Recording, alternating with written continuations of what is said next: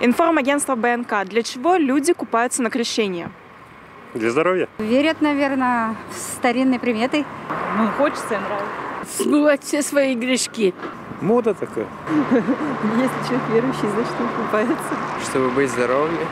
Кто очищает свои грехи, кто ради удовольствия. Для понту. Все свои, нету их сбросить. Так. Как для чего? Здоровье.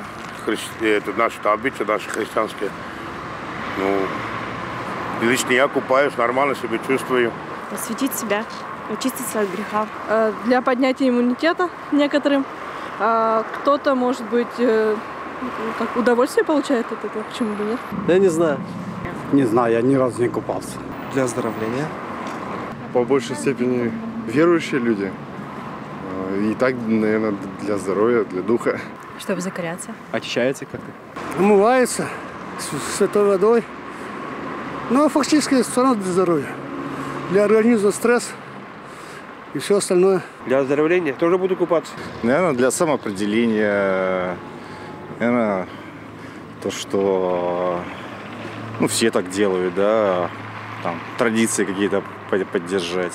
Верят, наверное, очищаются. Для очищения. Это традиционный обряд, так сказать, православный. И, конечно же, купаются, чтобы смыть грехи старые. Когда опускается в воду полностью с водой, в отличие от католичества, где не полностью опускается.